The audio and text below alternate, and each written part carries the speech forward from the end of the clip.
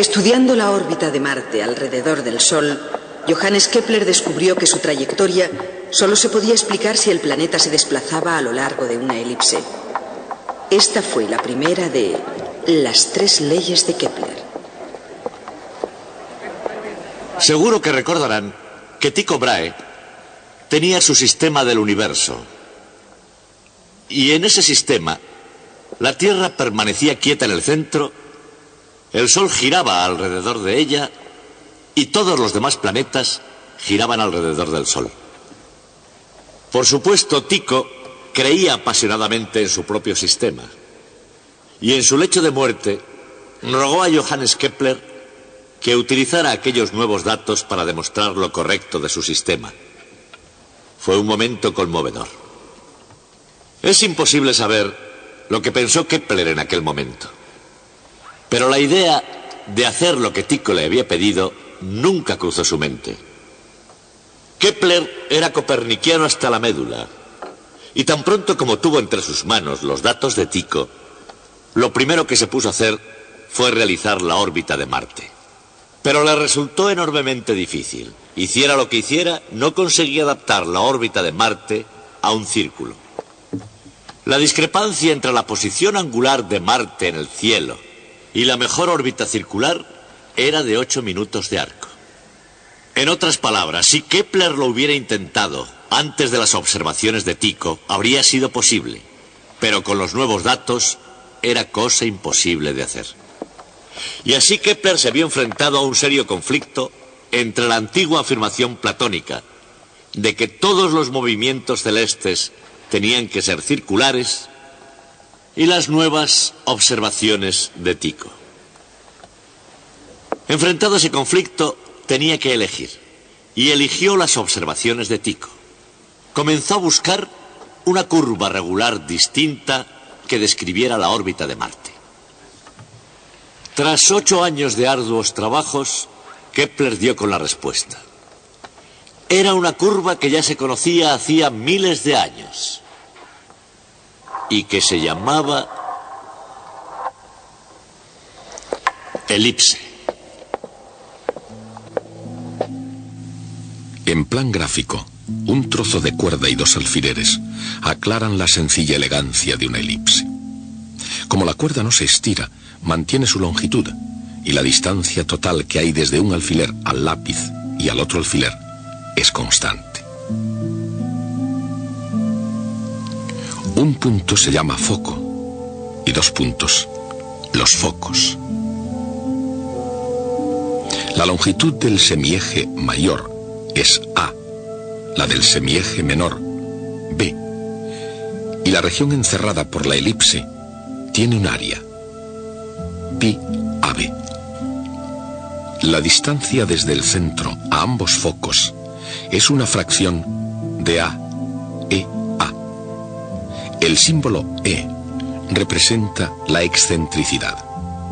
Y excentricidad, como en el contexto social del mundo, significa algo que está fuera del centro. Así, si E se reduce a 0, es decir, cuando no hay excentricidad, el resultado es una figura perfectamente redonda. Es una elipse llamada circunferencia. Pero cuando E aumenta, la elipse se vuelve cada vez más excéntrica y cada vez más achatada. Focus viene del latín chimenea y fue aplicado a la elipse por primera vez por un hombre que se hizo conocido con el nombre del matemático errante. Su nombre era Johannes Kepler. Kepler veía en el Sol la mayor chimenea del universo. Sin embargo, en su vida emocional, sobre todo cuando era niño, hubo muy poco calor. El padre de Kepler, un soldado raso, mercenario, abandonó pronto a su familia. Más tarde su madre fue procesada por ejercer artes de brujería. Lo que no se sabe es si Kepler, senior, huyó porque ella pudo haber sido una bruja. En ausencia de su padre, Johannes fue visitado constantemente por la pobreza y pese a los pretendidos hechizos de su madre, también por la enfermedad. Sus antecedentes son todo un reto a muchas de las contemporáneas nociones de herencia y medio ambiente. Aunque Johannes Kepler mostrase la destreza y curiosidad de un genio matemático, parecía un candidato muy poco probable para resolver ciertos problemas fundamentales del universo. Al comienzo de su carrera, Kepler se dedicó a la enseñanza en un colegio de Graz, cerca del río Mur, al sudeste de Austria. Pero, como muchos otros antes y después de él, encontraba la enseñanza más frustrante que gratificante. Así que se esforzó con modelos geométricos de los movimientos planetarios, pero pronto se dio cuenta de que sus datos astronómicos no eran suficientemente fidedignos.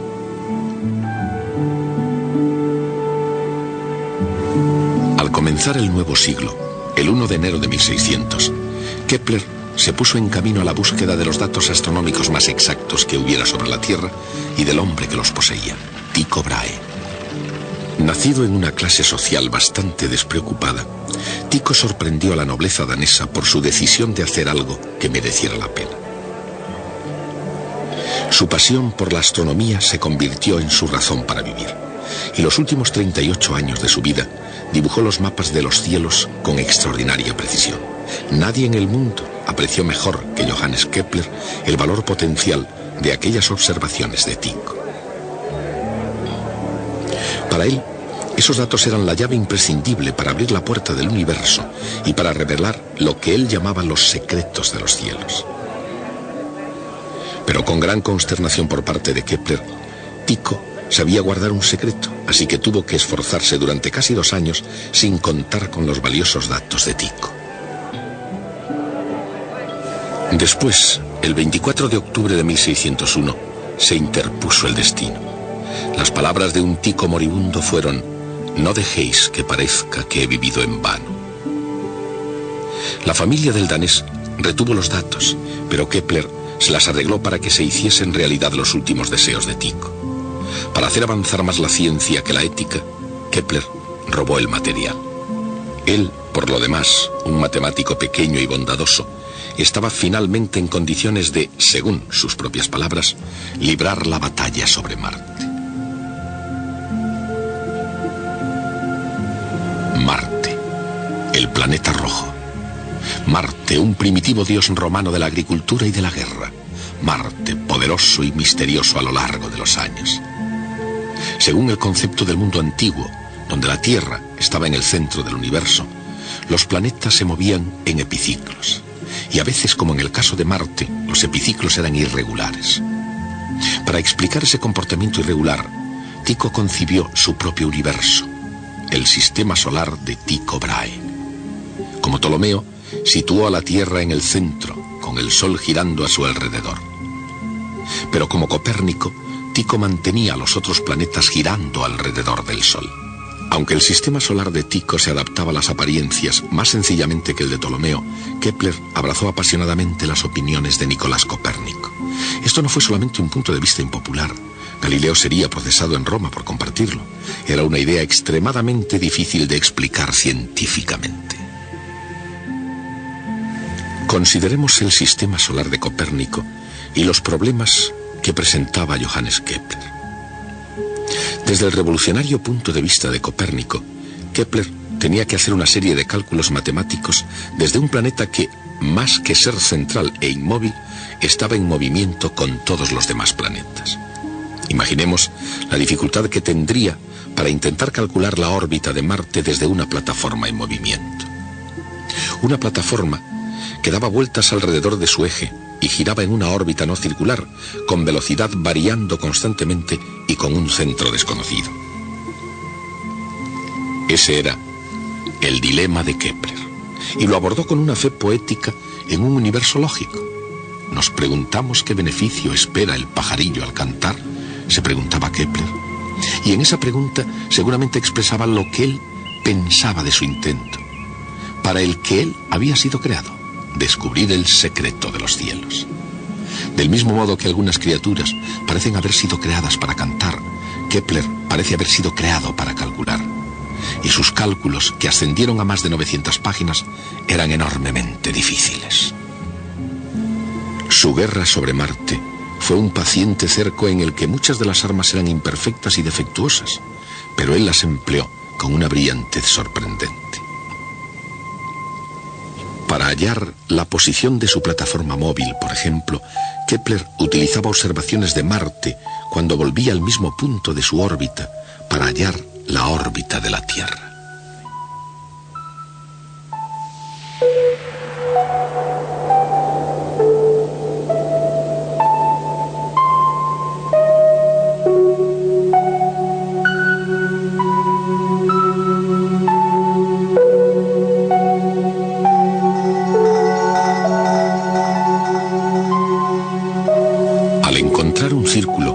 Aunque no estuviera completamente centrado en el Sol, Kepler dio un paso en la dirección correcta. Así ahora, una vez más, abordó el problema de Marte. Incapaz todavía de hallar su trayectoria exacta, se las arregló para hallar algo sugestivo en su velocidad irregular. Marte se movía con más rapidez cuando estaba más cerca del Sol y más despacio cuando estaba más lejos. Y esa llegó a ser la segunda ley de Kepler. Pero todavía no había encontrado su primera ley. Aproximadamente cada 2 años el Sol, la Tierra y Marte se encontraban en oposición. Es decir, la posición de Marte es la misma vista desde la Tierra o vista desde el Sol. Con otra observación, 1 año de Marte más tarde, Kepler ya pudo triangular un punto exacto en la órbita de Marte.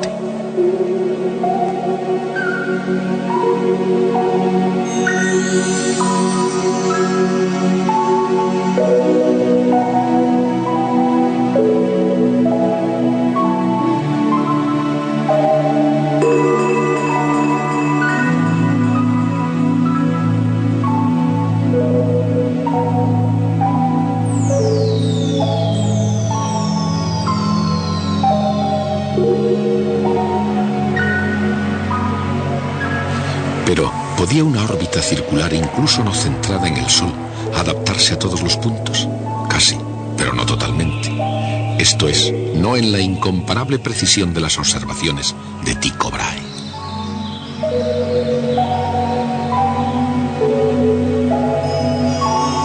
Entonces, ¿qué curva describía la órbita? La respuesta a esa pregunta reveló el secreto de los cielos. Se exigía una órbita ovalada, con el Sol en un foco, un círculo ligeramente deformado.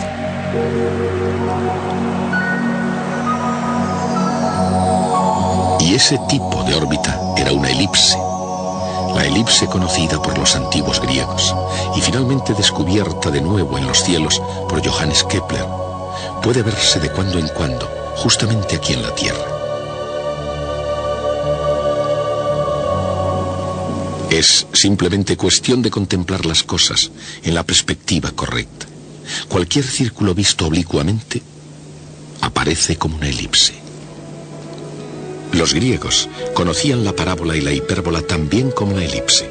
Al cortar un cono con un plano, producían unas curvas llamadas secciones cónicas. Si el plano de corte es perpendicular al eje, la sección es una circunferencia. Si el plano está inclinado, la circunferencia se convierte en una elipse.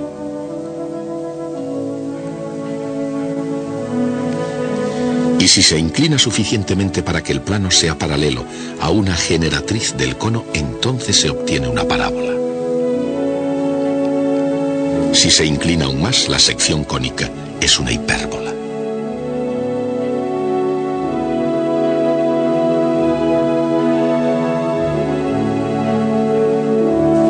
Los antiguos griegos eran notablemente habilidosos para los juegos geométricos. Unos 200 años antes de Cristo, Apolonio ganó el título de el Gran Geómetra por su explicación de esas notables curvas en 8 intensos volúmenes. A pesar de eso, su pluma solo había raspado la superficie de las secciones cónicas. En el año 300 después de Cristo, Papus de Alejandría encontró otro modo de describir esas curvas.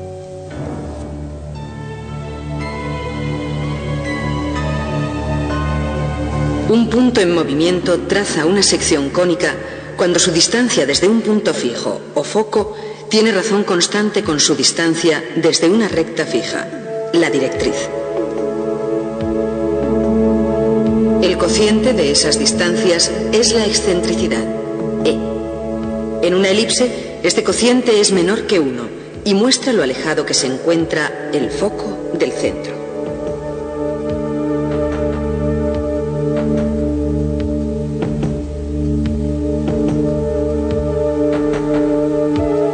Si las dos distancias son iguales, el resultado es una parábola. Es una sección cónica con excentricidad igual a 1.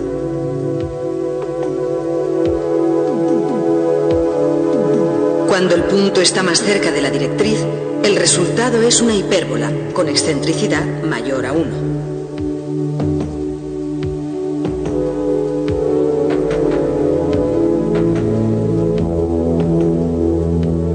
Las tres secciones cónicas comparten una propiedad común y las tres se pueden expresar por una misma ecuación algebraica, una ecuación que es útil para estudiar el movimiento planetario.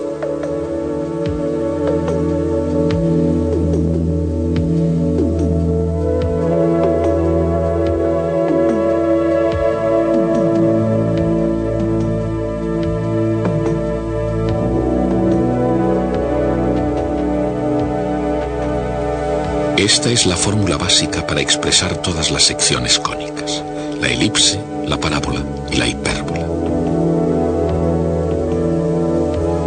Aunque los antiguos griegos fueron los primeros en estudiar las secciones cónicas, nunca llegaron a imaginar que esas curvas influirían tanto en la forma de las cosas futuras. Consideremos, por ejemplo, una parábola.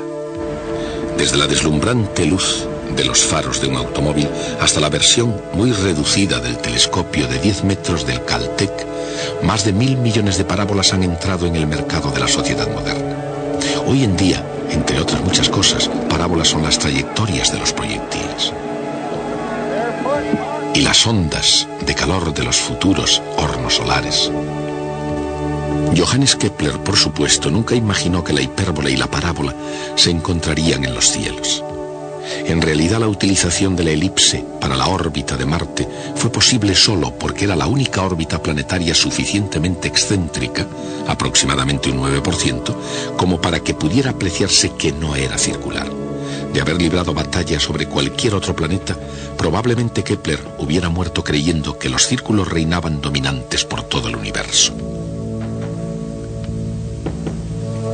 Pero entre todas las batallas que podía haber elegido, eligió bien, y con los datos de Tycho salió victorioso en el conocimiento de que la elipse, una adaptación tan perfecta como se podía medir, era el secreto matemático de la creación divina.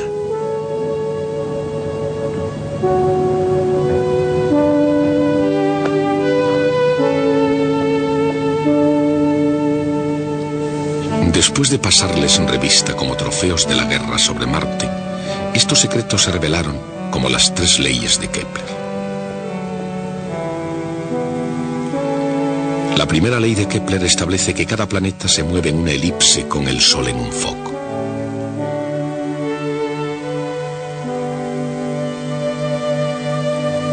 Mientras libraba la guerra sobre Marte, Kepler encontró su segunda ley. Una recta desde el Sol a un planeta barre áreas iguales en tiempos iguales. Esa segunda ley de Kepler permitió cálculos asombrosamente exactos de distancias y velocidades.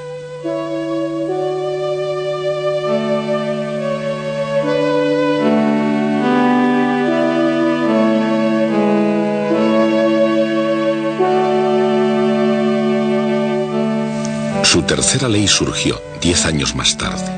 Establece que el cuadrado del período de un planeta es proporcional al cubo de la longitud del semieje mayor. Y eso revela una conexión entre los movimientos de diferentes planetas.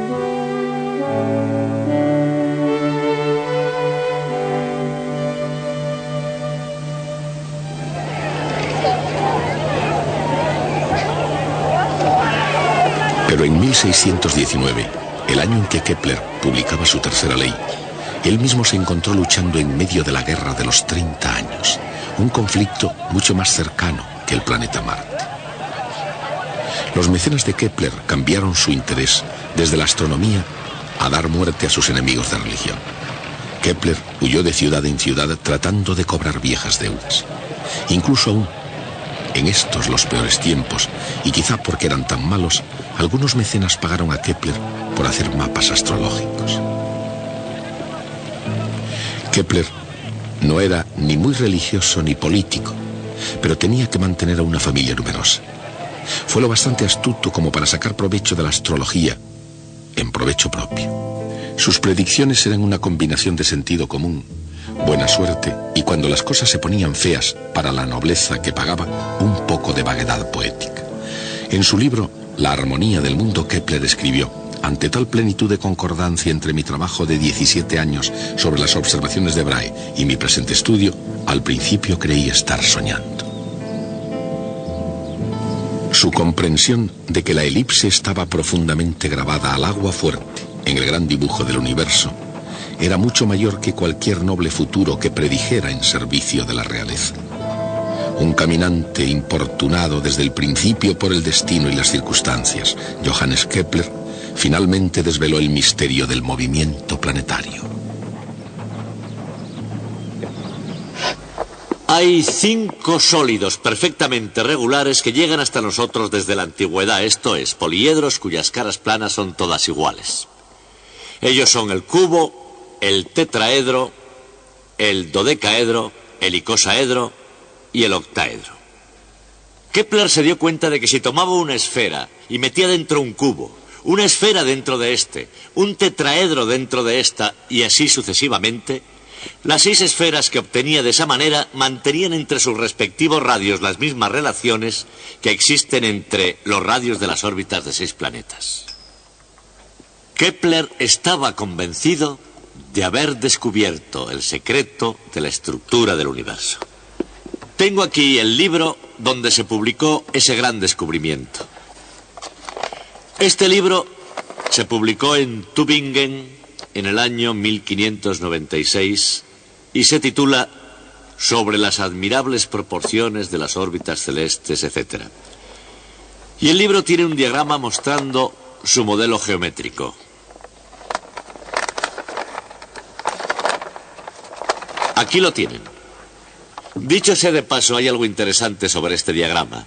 Tiene una fecha impresa aquí abajo, que es 1597, un año después de la publicación del libro. Lo que debe haber ocurrido es que el diagrama no estaba listo todavía cuando se publicó el libro, y así tuvo que ser enviado un año más tarde y pegado en las copias del libro.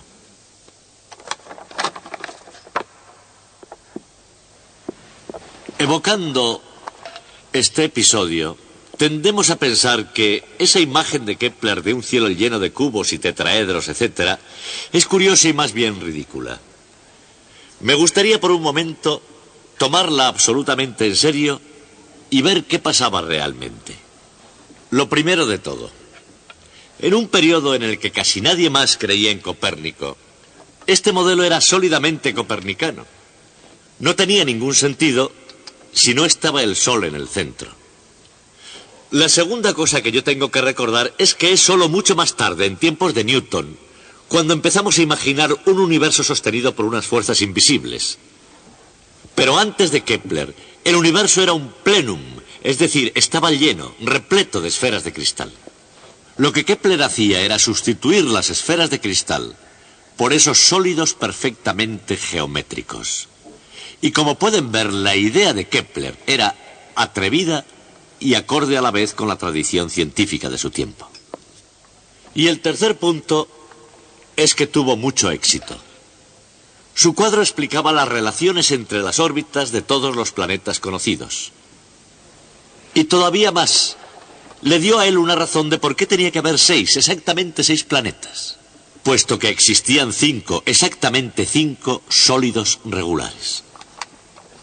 Y finalmente, el modelo sirvió para motivar a Kepler a realizar el enorme esfuerzo a que dedicó el resto de su vida, el trabajo que le condujo al descubrimiento de sus 3 grandes leyes. Todo ese trabajo fue realizado para justificar esta imagen del universo que Kepler siempre había tenido en el fondo de su mente.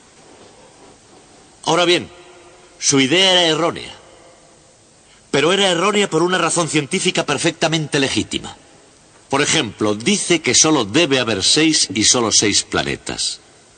Ahora sabemos que hay más. Existen 9 planetas y puede que incluso más. Por eso es erróneo. Hace una predicción y la predicción no es correcta. Tenemos que descartarla. No es una teoría viable del universo. Pero eso tampoco quiere decir que lo tomemos a risa. El valor de una idea científica no se basa en si automáticamente resulta correcta o incorrecta. Debe basarse en que sea una idea provechosa, en que nos lleve a nuevas ideas, en que conduzca al progreso. Y según ese criterio, el ridículo modelo de Kepler, que por cierto resultó automáticamente erróneo, según cualquier otro criterio razonable, debe ser mirado como una de las ideas más importantes y legítimamente científicas de toda la historia. Hasta el próximo día. Aunque no fuera correcto, el modelo geométrico de Kepler le llevó a descubrir 3 leyes que describen los cielos con precisión. Cada planeta gira en órbita alrededor del Sol en una trayectoria elíptica con el Sol en un foco. Una recta desde el Sol a un planeta barre áreas iguales en tiempos iguales. El cuadrado del período de la órbita de un planeta es proporcional al cubo de su semieje mayor. Esas son las 3 leyes de Kepler.